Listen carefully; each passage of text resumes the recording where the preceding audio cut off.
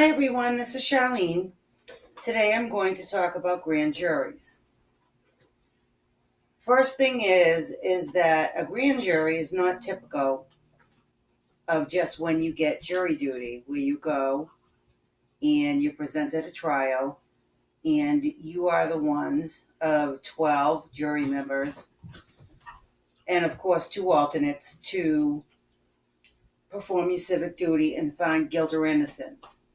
A grand jury is actually a jury composed of, whether it's controversial, of 12 to 23 or 16 to 23 jurors.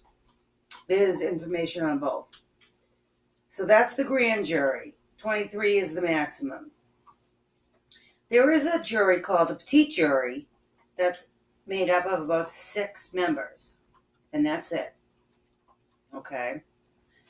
So, basically, the grand jury does not prove guilt or innocence. They actually take the evidence when a person is arrested for a felonious act. It's not a misdemeanor or anything, petty. This is a felony that they are actually trying to see if this case needs to be brought to trial. They can subpoena physical evidence. They can subpoena anything they really need to see if this really needs to go to trial. And that really is up to the state's evidence and how they actually want to proceed with this trial. So here are these people, and they're sitting down with all this evidence that are presented from both sides.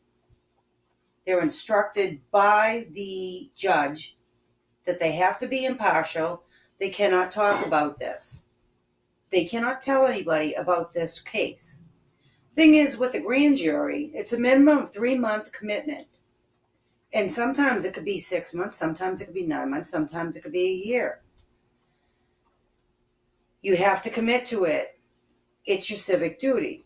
However, if by chance you can prove to the judge that there's a reason for financial hardship, whether you're a single parent, whether you're taking care of a disabled person, whatever your case is, you can actually, state your case to the judge to say whether or not you should be able to serve.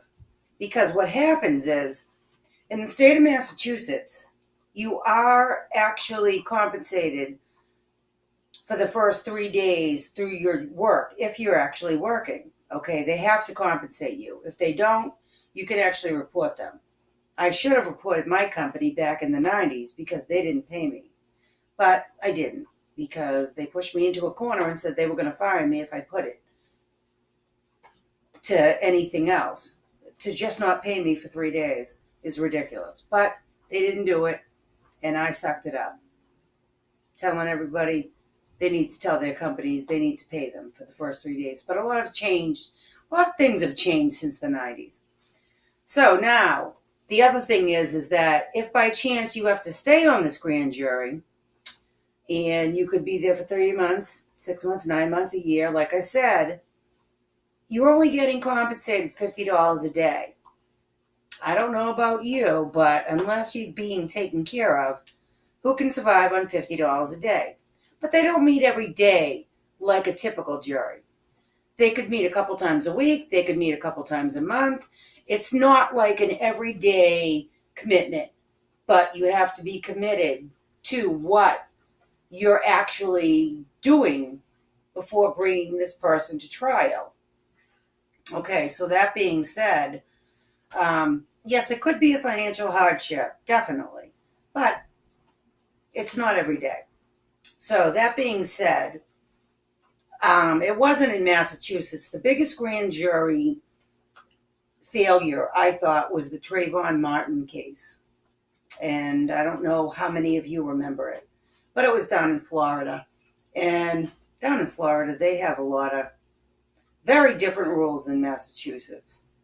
But for those of you who don't know this case, I'll put it in brief. This kid was walking through a neighborhood. This guy was a racist. And he started following this kid and intimidated him to the point that the kid turned around and basically defended himself. At least that's the way I feel. Okay? I don't think this kid did anything wrong. And because he was wearing a hoodie, I don't know about you, but if you've seen anything on Facebook, Instagram, whatever, the whole thing's even Jesus wore a hoodie. I mean, that's no excuse. Just because the kid had a different color skin than this guy and he was wearing a sweatshirt with a hood on it. Yeah, they found a little bit of weed on him, but so what?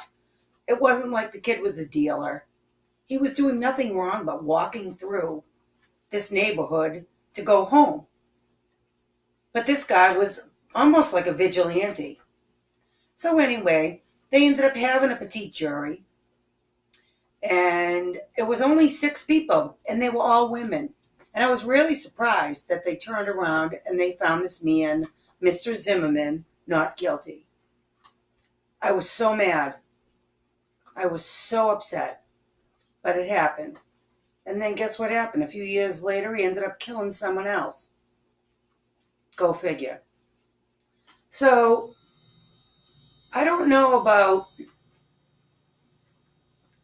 all the different people and all the different personalities and what the evidence was presented. I know some, but I don't know all of it. Obviously, they're privy to more. And they can actually ask for any more evidence that the police or defense or prosecution actually has. They have to make that determination. So I hope I've explained a little bit about the grand jury. It's not like a regular jury that you go every day, guilt or innocence. You want to make the decision on whether this person goes to trial. And then there's another jury. All right? Well, thank you for your time. I hope you learned a little bit. Have a great day.